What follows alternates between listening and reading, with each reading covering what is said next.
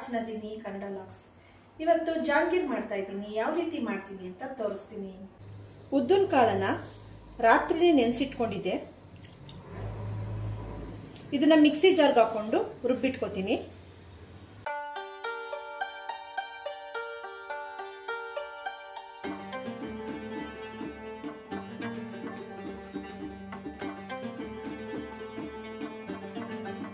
ಸ್ವಲ್ಪ ನೀರು ಹಾಕೊಂಡು ರುಬ್ಕೋತಾ ಇದ್ದೀನಿ. ಜಾಸ್ತಿ ನೀರು ಹಾಕೋಬಾರ್ದು. ಉದ್ದಿನೊಡೆಗೆ ಹೇಗೆ ನಾವು ರುಬ್ಬಿಟ್ಕೋತೀವೋ ಹಾಗೆ ರುಬ್ಬಿಟ್ಕೋಬೇಕು. ಆದರೆ ಸ್ವಲ್ಪ ಉದ್ದಿನೊಡೆಗೆ ಗಟ್ಟಿಯಾಗಿ ರುಬ್ಬಿಟ್ಕೋತೀವಿ. ಇದು ಸ್ವಲ್ಪ ತೆಳ್ಳಗೆ ರುಬ್ಬಿಟ್ಕೋಬೇಕಷ್ಟೇ.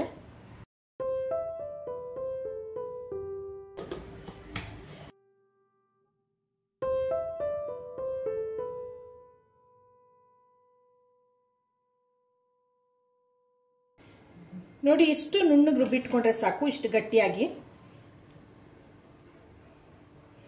ಇದನ್ನ ಒಂದು ಬೌಲ್ಗೆ ಹಾಕೋತೀನಿ. 1 ಸ್ಪೂನ್ ಅಷ್ಟು ಅಕ್ಕಿ ಹಿಟ್ಟನ್ನ ಸೇರಿಸ್ಕೊತಾ ಇದ್ದೀನಿ. ಫುಡ್ ಕಲರ್ ಹಾಕೋತಾ ಇದ್ದೀನಿ. ಜಾಂಗೀರ್ ಅಂದ್ರೆ ಸ್ವಲ್ಪ ಆರೆಂಜಿಶ್ ಹಂಗಿರ್ಬೇಕಲ್ವಾ, ಹಾಗಾಗಿ ಸ್ವಲ್ಪ ಹಾಕೋತಾ ಇದ್ದೀನಿ.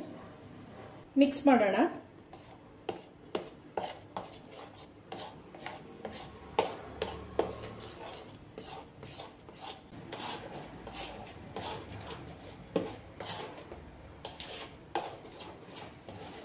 ಫುಡ್ ಕಲರ್ ಇಲ್ಲ ಅಂದ್ರೆ ಹಳದಿ ಕೂಡ ಹಾಕೋಬಹುದು, ಅರಿಶಿನ ಕೂಡ ಸ್ವಲ್ಪ ಹಾಕೊಂಡು ಮಿಕ್ಸ್ ಮಾಡ್ಕೋಬಹುದು.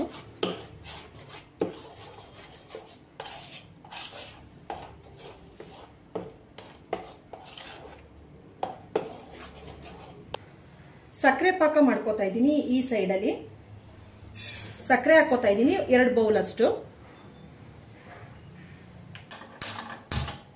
ಸಕ್ಕರೆ ಮುಳುಗುವಷ್ಟು ನೀರನ್ನು ಹಾಕೋತಾ ಇದ್ದೀನಿ.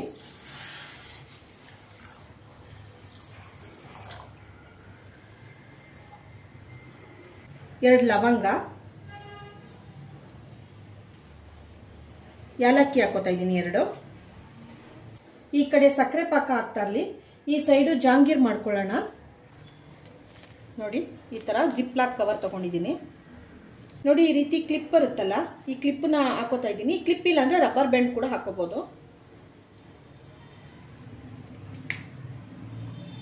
ಹೀಗೆ ನೋಡಿ, ಒಂದು ಸೈಡಲ್ಲಿ ಕತ್ರಿಲಿ ಸಣ್ಣದಾಗಿ ಕಟ್ ಮಾಡ್ಕೋತೀನಿ.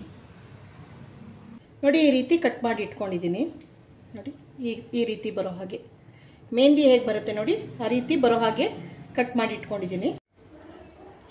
ತುಂಬಾ ಎಣ್ಣೆ ಜಾಸ್ತಿ ಕಾದಿರಬಾರ್ದು, ಮೀಡಿಯಮ್ ಆಗಿ ಕಾದಿರಬೇಕು. ನೋಡಿ, ಹಾಕೊಳ್ಳೋಣ ಇವಾಗ ಜಿಲೇಬಿ. ಪರ್ಫೆಕ್ಟ್ ಆಗಿ ಬರಬೇಕು ಅಂತ ಏನಿಲ್ಲ,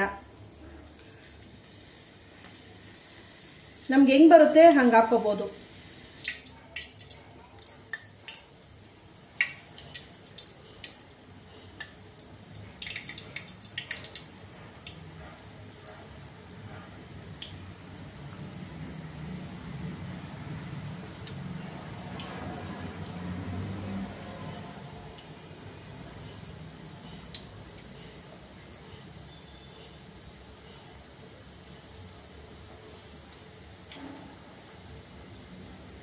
ಈ ಕಡೆ ಸಕ್ಕರೆ ಪಾಕ ಕೂಡ ರೆಡಿ ಆಗ್ತಾ ಇದೆ.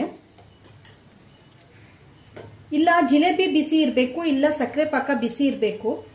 ಬಿಸಿ ಇದ್ದಾಗ ಸಕ್ಕರೆ ಪಾಕಕ್ಕೆ ಹಾಕಿದ್ರೆ ಚೆನ್ನಾಗಿ ಸಕ್ಕರೆ ಪಾಕನ ಎಳ್ಕೊಳ್ಳುತ್ತೆ. ಅಂಟು ಪಾಕ ಬಂದ್ರೆ ಸಾಕು. ಜಾಂಗೀರ್ ರೆಡಿಯಾಗಿದೆ, ತೆಗಿಯೋಣ.